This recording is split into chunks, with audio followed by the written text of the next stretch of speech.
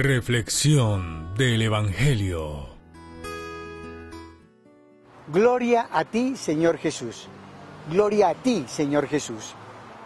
A ver, en la época de Jesús, recuerdan ustedes que hubo un antecesor, una persona que habló de Jesús. Antes de Jesús estaba preparando el camino para su llegada. Ese personaje fue Juan el Bautista. Entonces se formaron dos grandes grupos. Uno, los seguidores de Juan el Bautista, que lo escuchaban diciendo que iba a venir el Mesías. Cuando Jesús llegó y Juan el Bautista bautizó a Jesús allá en las aguas del Jordán, el mismo Juan dijo: este es de quien yo les hablaba, él es el Cordero de Dios. Entonces, muchos de los que estaban siguiendo a Juan el Bautista empezaron a seguir a Jesús, pero otras personas se quedaron allí con él. Entonces hubo el grupo de Juan el Bautista y el grupo de Jesús. Pero cada uno de estos grupos iba en una gran oposición con la religión judía, con lo que ya estaba establecido por los fariseos, los saduceos, los levitas, allí los judíos. Entonces se encontraron los dos grupos que se suponía eran cercanos, los de Juan el Bautista y los de Jesús. Y le dicen los seguidores de Juan el Bautista a Jesús una pregunta fuerte, una pregunta dura. Oiga, Jesús, ¿por qué nosotros que seguimos al Bautista, nosotros ayunamos? Nosotros somos estrictos en la penitencia, en el ayuno. En cambio, sus discípulos no lo hacen. ¿Por qué? Esta pregunta, ¿a qué nos llega a nosotros? Mire, no es una pregunta para responder. Y de hecho Jesús no la responde. Jesús únicamente expresa que los amigos del novio gozan con la venida del novio. O sea, estaba claro que Juan el Bautista había señalado ya a Jesús. Esta gente no lo quiso entender, no le quiso prestar atención. Pero la pregunta es de comparación. Y aquí es donde yo me quiero quedar un poquito con ustedes. Miren, compararnos es no creer en nosotros mismos. Nosotros estamos acostumbrados a comparar personas. Los papás y las mamás comparan a sus hijos, entre ellos y con los hijos de la vecina y del vecino. Nos comparamos nosotros entre pueblos, entre naciones. La comparación es desagradable porque es falta de confianza en uno mismo. Hay un poema muy antiguo, un poema que todos conocemos desde pequeños, bueno, mi generación al menos, que se llama Desiderata. Desiderata. Es un poema atribuido en el 1929, a un inglés, a un estadounidense, Max Ehrmann. Y dice este poema: si te comparas con los demás, te volverás vano y amargado, pues siempre habrá personas más grandes y más pequeñas que tú.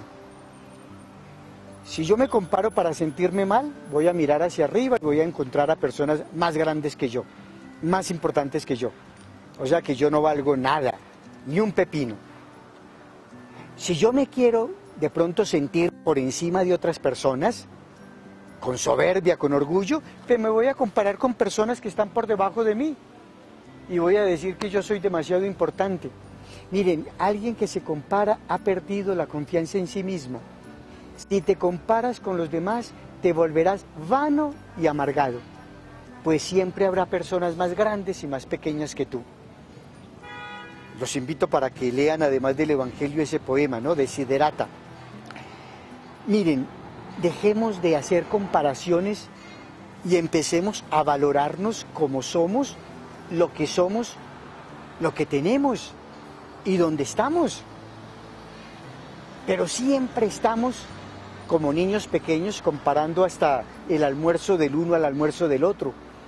Si me pusieron una papa de más, si a aquel le pusieron un plátano de más. Esas comparaciones nos llevan a rivalidades. Por eso Jesús no responde la pregunta. Por eso Jesús dice: Miren, aquí lo que hay que hacer es descubrir al novio, no descubrir quiénes son ustedes, a qué grupo pertenecen, sino dónde está el novio.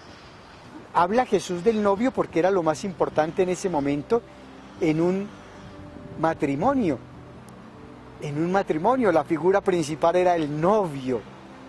No, ahora es diferente, ahorita la figura principal en los matrimonios es la novia. Pero allí Jesús, en su momento, está hablando de el principal. La persona que descubre al novio, sigue al novio y ya no tiene que ayunar porque está de fiesta. Ustedes tienen rivalidades porque han perdido la fiesta. Se han vuelto vanos y amargados. Vanos y amargados. ¿Qué tenemos que hacer entonces según el Evangelio? Descubrir al novio. Eso es lo que tenemos que hacer. Descubramos dónde está el novio y sigamos al novio. Cada uno con sus penas, cada uno con sus alegrías, cada uno con sus lágrimas, cada uno con sus risas, cada uno con su situación, pero cada uno siguiendo al que tiene que seguir. El gran problema hoy en nuestra sociedad es que nosotros seguimos a personas como nosotros, con grandes defectos, grandes cualidades, pero con grandes defectos. Y nos estamos alejando del novio, de aquel a quien deberíamos seguir. Seguimos a líderes religiosos, ¿para qué? ¿A qué nos lleva un líder religioso? Bueno, nos lleva a que le demos el diezmo a él. Seguimos a líderes políticos, ¿para qué? Lo seguimos porque él quiere que le demos nuestro voto a él.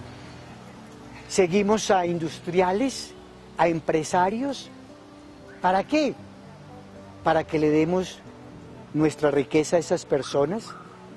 Sigamos a aquel que no nos quita nada y que nos lo da todo. Jesús, Él es el novio. ¿Qué nos está pidiendo Jesús? Para Él nada. Nos está pidiendo todo para nosotros mismos, que seamos felices. De verdad, miremos nosotros a estos líderes que tenemos, a estos ídolos que nosotros seguimos y ellos sí nos piden algo. Ellos sí nos quitan algo. Ellos nos privan de algo a nosotros. Pero si seguimos a Jesús, Él no nos quita nada. Él no nos priva de nada. Él nos lo da antes todo. Y Él quiere levantarnos a nosotros de donde estemos enterrados, sepultados, olvidados. Mis amigos, mis amigas, de verdad, hagámoslo. Si te comparas con los demás, te volverás vano y amargado. Porque siempre habrá personas más grandes y más pequeñas que nosotros mismos. Entonces dejemos las comparaciones. Vamos a vivir este tiempo de Cuaresma con esas tres actitudes que les comenté al principio, sin comparaciones, gozando cada uno de nosotros con lo que es y con lo que tiene. Vivamos la oración, el encuentro con Dios, para agradecerle a Él, la penitencia, para empezar a despojarnos de nosotros mismos, dejar tanta soberbia, tanto orgullo. Para eso es la penitencia, para limpiarnos, purificarnos. Y lo más importante, mis amigos y mis amigas, la caridad. La caridad. Y la caridad es extender la mano. Eso es la caridad, extender la mano al otro. ¿Dónde hacemos la caridad? Oiga, abra la puerta, abra la ventana de su casa, salga a la calle, vaya a un semáforo. Hoy, en cualquiera de nuestras ciudades, en cualquiera de nuestros pueblos, y allí está la oportunidad para ser caritativos. Gente que se quedó sin trabajo, niños en los campos que no pueden estudiar porque no tienen acceso a un celular, a una tableta y menos a un computador. Gente que se quedó sin casa porque no tenía cómo pagar su arriendo, cómo pagar la hipoteca, cómo pagar el préstamo. Mientras otros siguen enriqueciéndose. Caridad, nos falta caridad. Penitencia, penitencia. Hombre, esforcémonos nosotros mismos en salir de nosotros. Es como quitarse este pellejo. Eso es penitencia, es dolernos, es que nos duela la carne. es sentir hambre, por eso es el ayuno. Qué rico que empecemos nosotros un ayuno de un día, de 2 días, de una semana, de los 40 días, pero aprendamos a sentir el dolor del otro. Y la oración. Nosotros por nuestra fe sabemos que esto lo cambia Dios, entonces hablemos con Dios, hagamos oración de verdad. Mis amigos, mis amigas, que el Señor los bendiga, que este tiempo de Cuaresma nos dé a nosotros la oportunidad de volver el rostro a Dios, y volviendo el rostro a Dios, estaremos volviendo nuestra mirada al hermano que más nos necesita. En el nombre del Padre, del Hijo y del Espíritu Santo. Felicidades para todos.